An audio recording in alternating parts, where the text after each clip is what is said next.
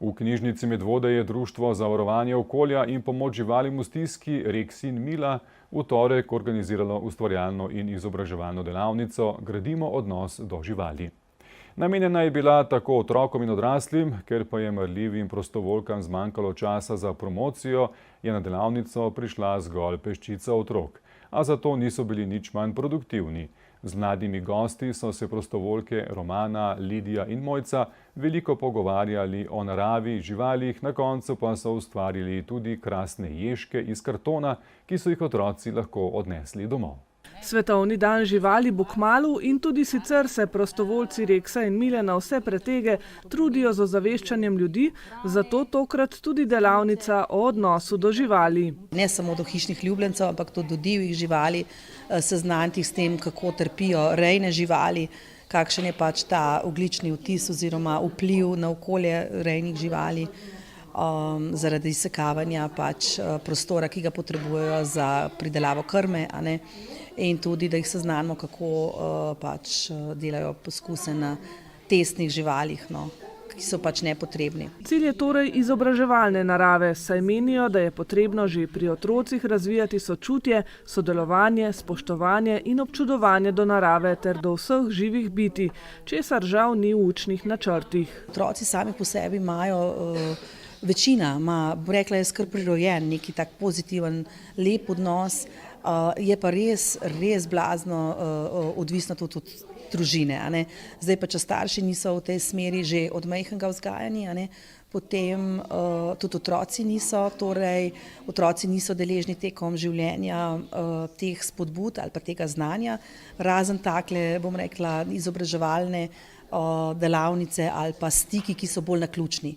Ni pa sistematičnosti, tako da lahko rečem po teh letih poučevanja v šoli, sem že skoraj malo pred penzijo, da so otroci zelo subtilna bitja, da jih lahko navdušiš, seznaniš, poveš, ampak zelo veliko je odvisno od staršev, ker šola na tem področju ne naredi praktično ničesar. Zbrani otroci v knjižnici so veliko vedeli o živalih, o tem, kako z njimi ravnati, kako za njih skrbeti, saj odraščajo v družinah, kjer so jim starši dali osnovno znanje z tega področja.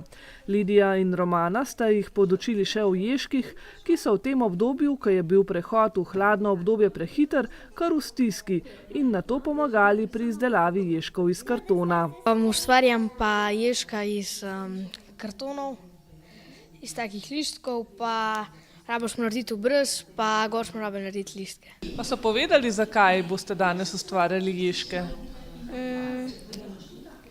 Zato, ker je jesen, pa zato, ker zdaj bojo ježki še šli počasi spat, pa da jih nahranimo. So vam povedali tudi, kako lahko poskrbimo, da se bodo ježki lažje pripravili na zimo? Tako da jim mi lahko damo sadje, mačje brikete ali pa pasje brikete, pa lahko jim damo listje pa veje, da si pa zgradijo dom. Je skrb za ježke težka? Kako jim lahko ljudje pomagamo jeseni, da se bolje pripravijo na zimo? Da jim damo hrano, kakšne jabolka, pa za mucke hrano. Imate doma kakšnega ježka? Pride kakšen na obisk? Ne. Pa veš, kaj jejo ježki? Ja, naprimer arašide, lešnike, pa take stvari. Tudi kakšne mačje brikete lahko? Ja, lahko pa pasje tudi. Da imajo radi živali, so pritrdili vsi naši mladi sogovorniki in vedo tudi, da je skrb zanje velika odgovornost. Ja, doma imamo pa ribe, psa pa mačko. Kdo skrbi za to žival, te živali? Jaz skrbim za mojega psa, moj brat Črt pa skrbi za njegovo mačko, za ribe pa skrbi moj deda. In kaj obsega skrb za psa, kaj moraš narediti? Moram ga peljati zjutraj vsak dan na sprehod, pol mu rabim dati, mi mu damo enkrat na dan za jesti. Tako. Imaš rada živali? Ja. Imaš doma tudi kakšno žival? Ne. Bi si pa želela kaj? Ja. In kaj recimo, katera žival je tista, ki bi jo rada imela doma? Kužka. Imaš že kakšno ime rezervirano za tega kužka? Oli. Imaš rada velike ali majhne kužke? Ne, so vsi lepi. Ko je pa ime vašim živalim, muckom, kužkom? Muckam v bistvu so vse punčke, tako da Maxi je mucka, pa Mimi je tudi mucka, pa Kala je kuža, pa Bela pa Jackie. Je skrbeti za živali težko? Drugače meni se zdi, da niti ne. Moraš pa imeti dovolj časa in rad jih moraš imeti, a ne? Ja. Odnos do živali se spreminja, le nekoliko prepočasi, glede na to, s kakšnimi težavami se člani društva Rex in Mila še vedno spopadajo. Dela jim namreč nikoli ne zmanjka. 10 let smo skoraj že Rex in Mila z vami, pa vi z nami. Tako da ja, v teh letih je res velik premik, ogromen je narejenega, ogromen je sprememb. Glih naša občina se mi zdi, da je v tem siguren med najbolj naprednimi, če ne celo najbolj napredna, ampak gre pa zelo počasi, pa ne doseže vseh. Ne doseže vseh, nekateri pa niti ne želijo spremeniti nekega, bom rekla, kar odnosa. No. Še vedno živali dojemajo kot nek predmet, kot neka bitja, ki ne trpijo, oziroma ne razumem, da je lahko nekomu sploh vseeno, da drugo živo bitje recimo enormno ali pa res huronsko trpi. Ne. Tako da ja, spremembe so dobre, ampak grejo pa prepočasi, to pa ravno se pravim, da ravno se s tem ukvarjam. Mislim, da se bom tega lotila kar bolj resno, ampak problem je ta naš teren. Ne. Mi imamo zdaj okrog 300 mačk, ki so pač naše, in jih ohranimo pri življenju oziroma jih hranimo, ko bile naše domače. Seveda za to porabijo ogromno energije in seveda tudi denarja. Pomagate jim lahko z donacijami, naprimer s SMS sporočilom Rex Mila 5 na 1919. Lahko jim namenite tudi del svoje dohodnine, da bodo lažje poravnali vse veterinarske stroške, ki se tudi to jesen kar kopičijo. Sicer pa v teh dneh poskušajo osveščati in pomagati tudi za druge živali. Ja, ježi in recimo lastovke so zdaj najbolj aktualne v teh dneh.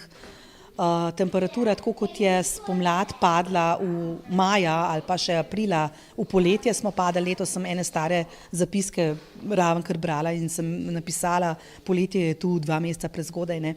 Tako je tudi zdaj bilo res enormen preskok, se vsi tega vemo, ampak ljudje se pač zapečkamo, se skrijemo, se oblečemo, ne?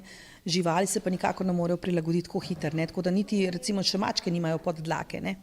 Še niso, bom rekla, pripravljene na zimo, kaj pa šele ježi. Ne? Številni ježki so trenutno še premajhni, da bi preživeli zimo. Če se bo slabo vreme nadaljevalo in se ne bodo uspeli dovolj pripraviti na zimsko spanje, zato je pomembno, da male ježke, težke manj kot 600 gramov, dohranjujemo ter jim pomagamo s primernim zavetjem med drvmi, paletami ali deskami. Za nasvet, kako pa se lahko vedno obrnete na člane društva Rex in Mila. Ja, dohranjevanje.